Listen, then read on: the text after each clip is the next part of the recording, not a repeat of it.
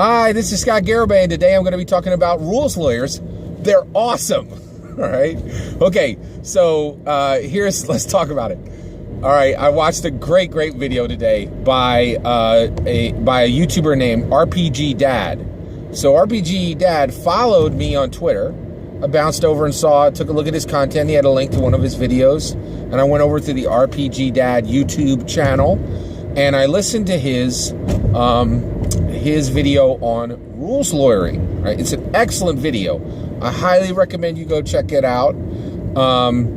I disagree with most of what RPG Dad has to say about how to game master, right? But he has a great channel, and the reason why is he has a genuine love for Dungeons and Dragons, right? He has a genuine love for the TRPG hobby, right? His YouTube channel is very high quality.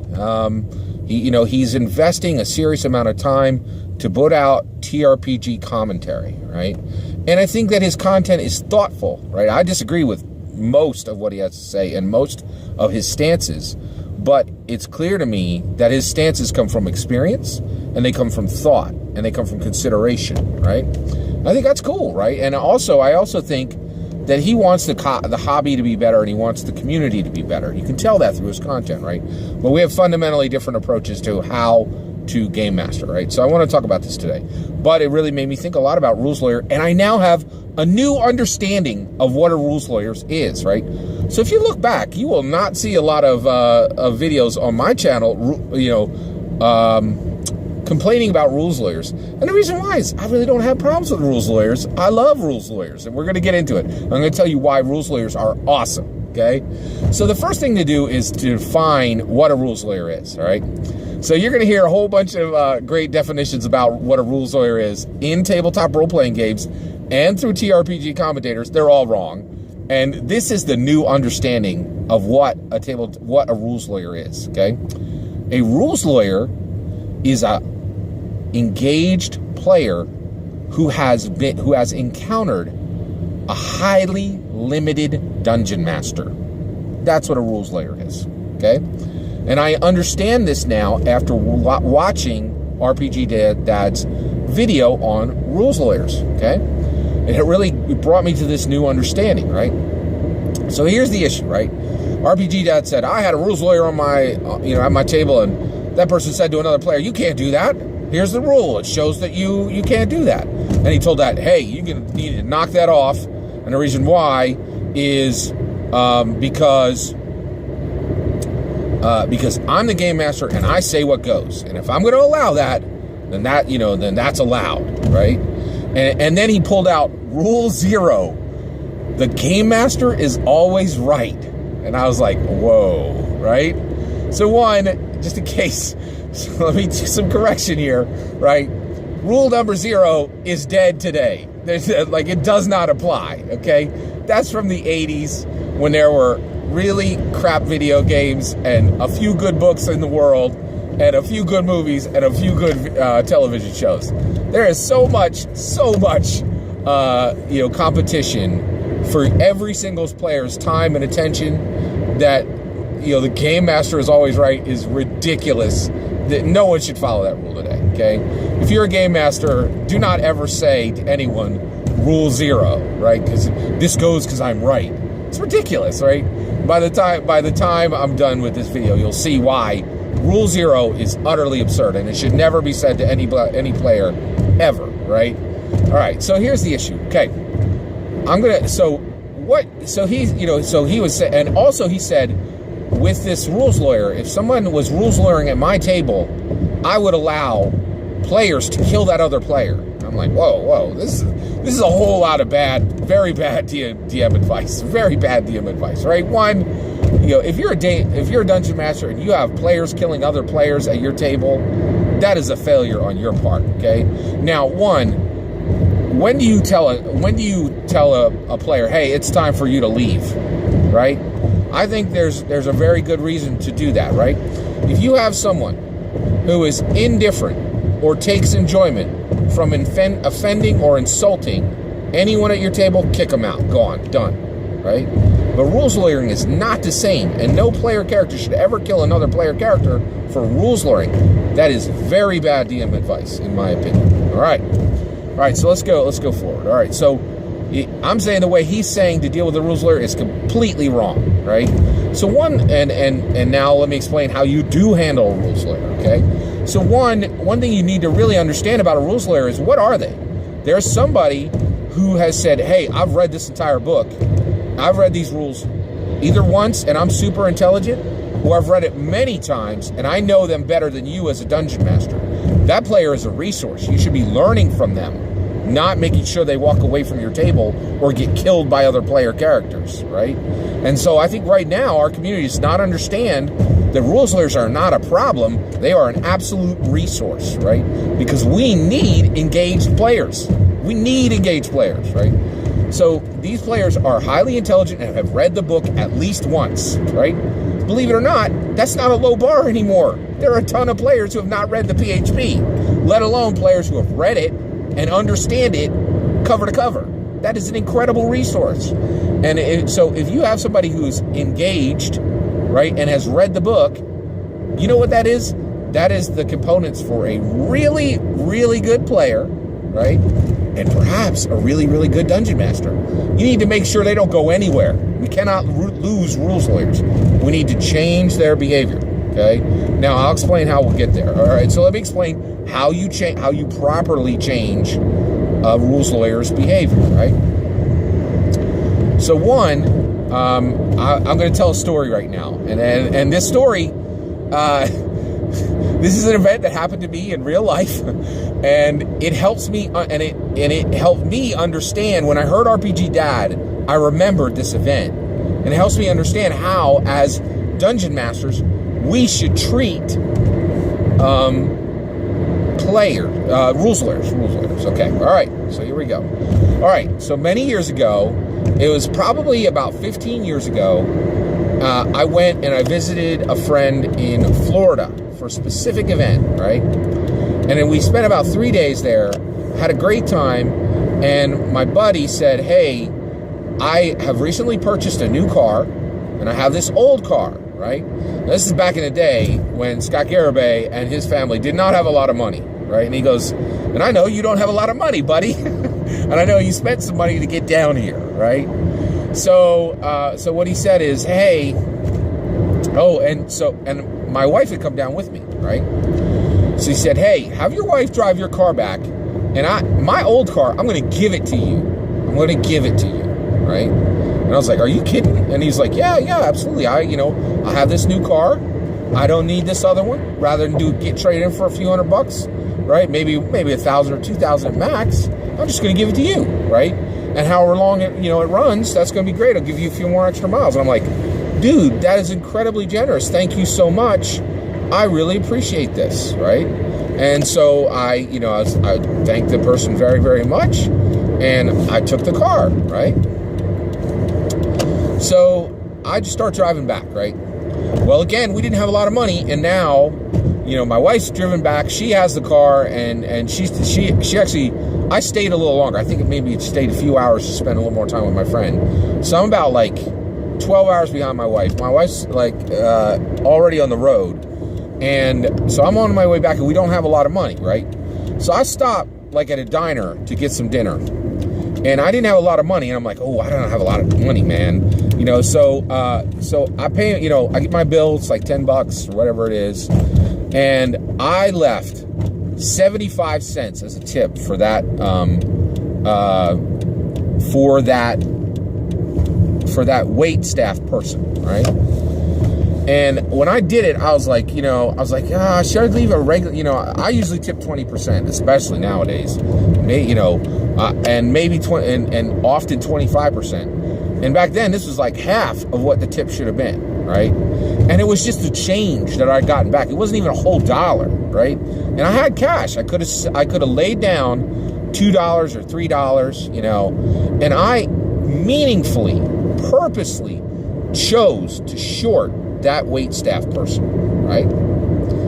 And I knew when I put that money down that I was doing the wrong thing. I knew I was doing the wrong thing, okay?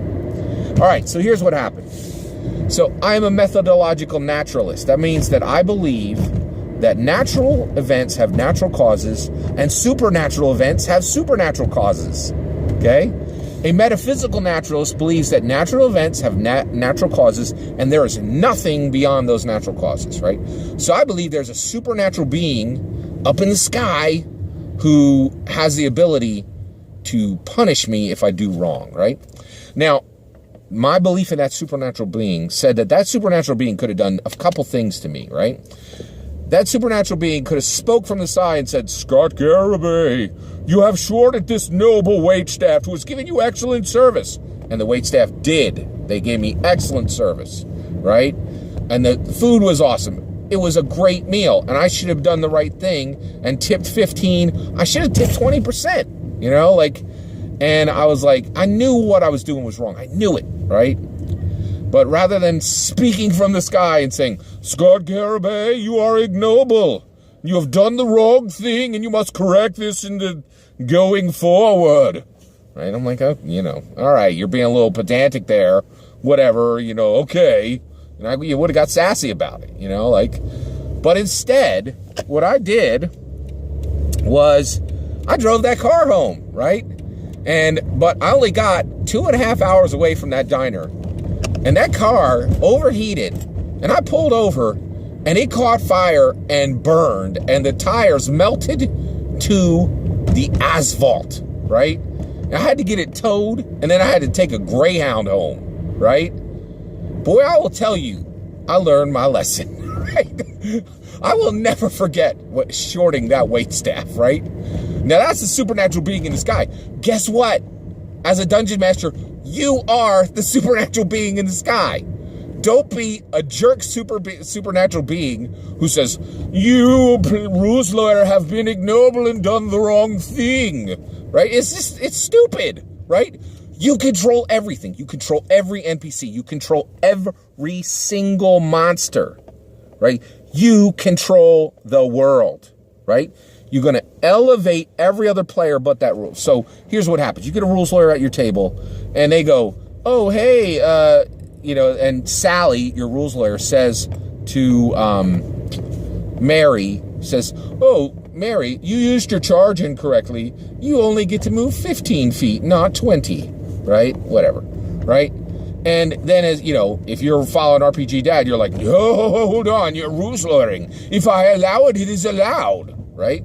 One, I would say right there, I'll say, oh, snap. Hey, Sally, I didn't even catch that. And I'm the game master. I'm supposed to know the rules better than anybody, right? But you have called this out, right? So one, right now what's going to happen is, because I didn't catch that, I'm going to give that extra 5 feet to Mary, right? So she'll get that on here. And I want to thank you, Sally, for telling me that we were using the rules incorrectly. I'm going to give you 250 XP for that. But from now on, Sally, make sure that whenever I'm going to stop after every major combat and after every major scene. And if you take notes, and if we got anything wrong in that entire scene, I will take time in this game for you to tell me every rule we got wrong. You tell it all to me, and I'll make sure that going forward, those will be corrected. But we're not going to interrupt play because we want the narrative to flow, right, Sally? Right? So you're thanking the person, you're giving them XP, you're acknowledging that their system mastery, which is probably greater than yours, which is okay, because game masters are what you really need is creativity, right? You can learn from other people, that's cool, right? And then the other thing is, if the person persists, so you're acknowledging them, you're thanking them for bringing system mastery to the game, and then you're giving them an outlet after every scene. You say, okay, hey, what are we doing wrong? Let's talk, man. Let's learn the rules of this game better. You be a font of wisdom for me, rules lawyer, and then I'm going to have system mastery too. Thank you for being here. Thank you for reading the book, right? That's the way to handle a rules lawyer. And if they absolutely insist and keep bumping into other people and they're correcting and all that kind of thing, well, what happens is, your 4 players are going to find 4 magical necklaces, right? And, they're all going to be, one of each of the elements, the winds, the earth, the air, and the water, right? And the next creature that you come across, that your group comes across, is going to be susceptible to 3 of those those elements, and we'll take, we'll have extra vulnerability, take 50% more damage, from all of those other elements, except for the one element, right, that you gave to the rules lawyer, right, who the monster will have resistance. And you will subtly, carefully elevate every other player at the table and push that rules lawyer down, right? And you may get to a point where the rules lawyer gets upset and says, hey, you're treating everybody better than me, and and not me. And then you're like, well, the reality is, we've talked about you continuing to interrupt the group with your rules and information. I offered you a good way to bring that information forward, but you're saying that you want to go a different path. And, actually, I don't know what you're talking about as far as, it was just, I definitely, it does sound rough that you chose the one necklace that the monster was, had resistance to, and everybody else, they got extra vulnerability. That's rough for you, and then you just go on to the next scene, but you continue to slowly push that person down until you can teach them to correct that behavior, or until they leave. If a rules lawyer, is like, I don't want to continue and stay here, you let them go. And the reason why is, as a game master, a dungeon master, we are responsible to grow this hobby, right? Now, we can let people leave if they don't want to play anymore. It's not our responsibility to keep people who don't want to play. But if you have an engaged, intelligent reader who wants to play, do not lose them lightly, right? Do not lose them lightly. So everyone understand, a rules lawyer is an engaged player who has met a highly limited dungeon master. That's what a rules lawyer actually is. And we need to count them as a precious resource to this hobby. And I don't think I've never lost a rules lawyer at my table.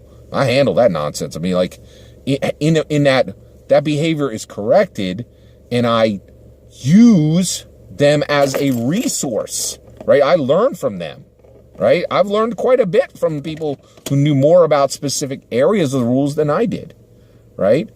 So one, don't take it an affront to your DM skills. Don't take it an affront to your rules knowledge. We don't all have the PHB in our minds, the way some of these rules lawyers do. So they are a precious resource. We need to preserve them, right? Not push them away from the table. Take care.